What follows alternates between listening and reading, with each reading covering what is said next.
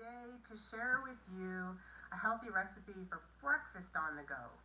I don't know about you guys, but we are not morning people here. And it's so easy to just sort of swing into one of those fast food places to grab some breakfast on the run. This recipe can stop you from doing that.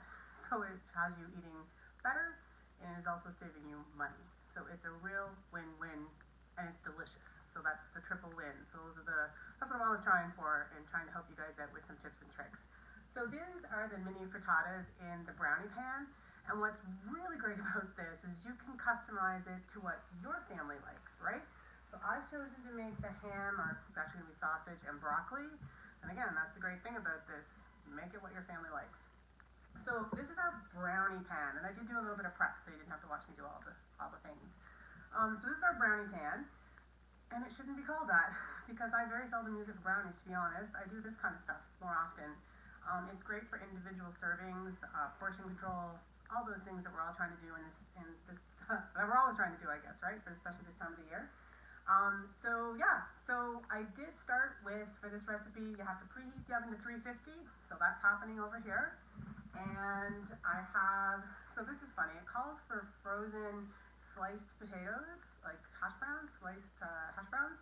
So I couldn't find those at the grocery store I was at, so I improvised and I bought sticks and cut them up, 2 cups. So 2 cups, and then you evenly distribute it on the bottom. But I forgot to tell you, you also have to spritz, like use a spray on the pan first so they come out easy.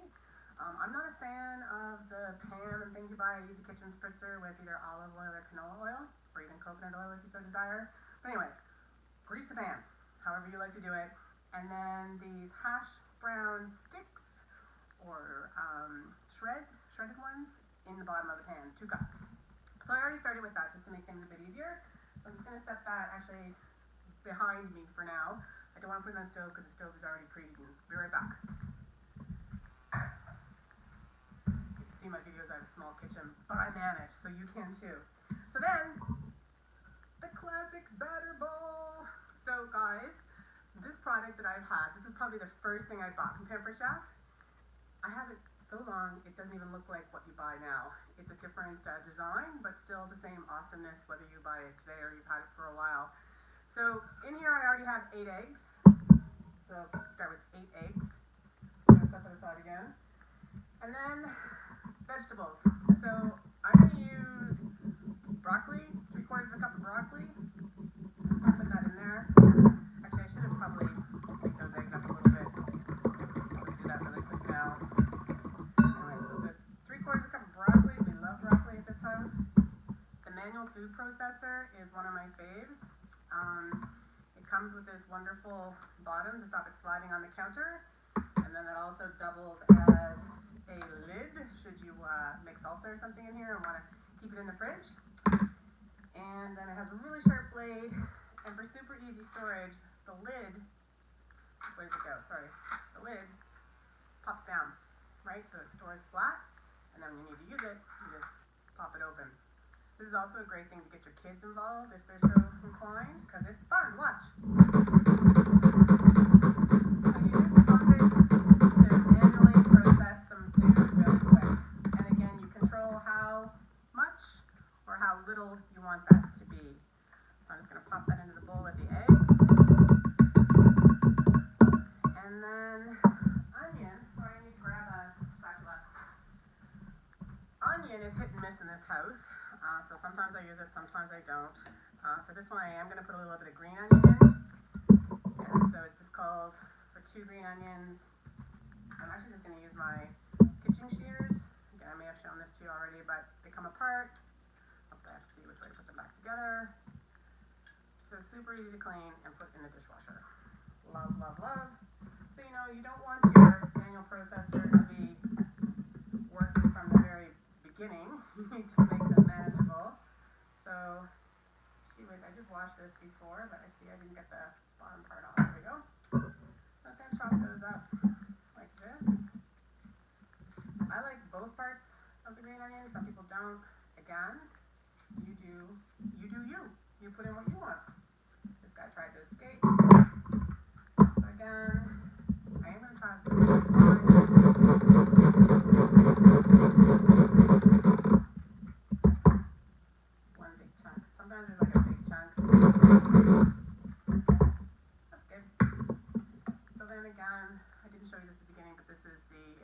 blade, it is super sharp, but again, it washes up easy. You can put the blade and the container in the dishwasher. You cannot get this immersed in water because it's the mechanics inside. You just wipe it off with a cloth. Super easy. Alright, so that's our vegetables. So you would want to try to get that same amount of veg in if you chose to do something else. So just mix it up a little bit. And I need half a cup of milk. So these are our measuring for. So what I love, can you see? You can't see. Sorry, I'll bring it over here. What I love about this is you can actually just pour and you can see where you're at without having to get down and check it out. So I'll show you this if I can. So you can see how it has it on the inside. Makes it super easy. So 3/4. No, see, this is why I always double check my recipe. It's only half a cup, so I'm just going to pour half a cup of that out, or 1/4 of a cup, and get that to half. Pampered chef, not perfect chef. That's really important. Alright, so in goes a half a cup. Salt, it's like half a teaspoon. These are our salt and pepper grinder set. I just got this. I had some credits built up, so I got these so I didn't have nice ones to put on the table. Love them. You can adjust the grind setting to how fine or not fine you want it, coarse, not coarse. And these just come off super easy to fill. So, love. When you're cooking again, measure what you want, measure what you don't. I'm just going to twist that a few times, get some salt in there. The recipe doesn't call for pepper, we like pepper. So, just going to put a bit of pepper in mine, up to you if you want to. And then the last thing that goes in this mixture is the cheese. And we want half a cup of cheese. This is our microplaner. It's amazing. It has, when I first got it, I was like, how do I open and close it? There's a little thing, actually it's on this side right here, that you push. It allows you, if you want to grate right over your pot, or if you want, like, you can make it, and then I store it like this. It hangs off the edge of my toolkit thing at the end of the counter. So, and it comes with a guard, because it is super, super, super, super, super sharp. Anyway, there is a fancy tool so that you don't hurt yourself. So if you wanted to have your little ones doing some grating, there's a guard that you can use. I'm just gonna do this up. I promise not to grate my fingers and get blood and skin. Gross, eh? In the eggs. So half a cup. Can you really have enough cheese? I think the answer is no. So there you go. This was something I didn't realize. Like, look, I buy shredded cheese sometimes too, not gonna lie. But I learned that the shredded cheese that we buy already pre-done has a coating on it that affects the flavor. Did you see how easy that was? And you know what? It's cheaper. So I'm gonna say that's about half a cup.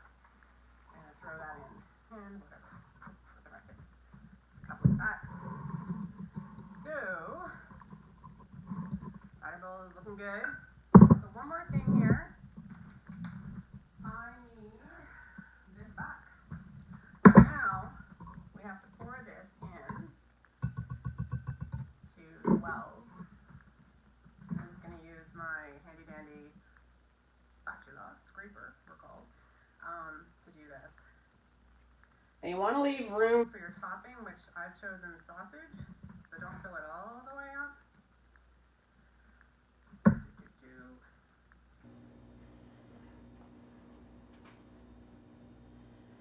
So here, instead of having you watch me finish that up, I'm going to show you the topping, which like I said is I've chosen sausage.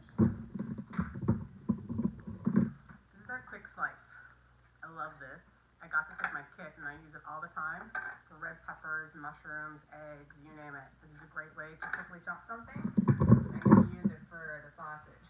So depending on which way you put the sausage on, depends on the way that it would cut, right? Like if I want long, skinny, or short, stubby. So you just do this. Oops, this way. Put it down. And I have chopped sausage.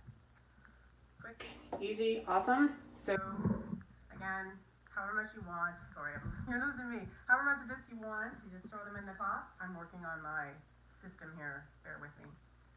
Put those in, I push them down, spread them out. Again, I'm not gonna make you watch me fill all these up. But you get 12, when you have all 12 in there, you're gonna pop it in the oven for 17 to 20 minutes. And then, one more thing.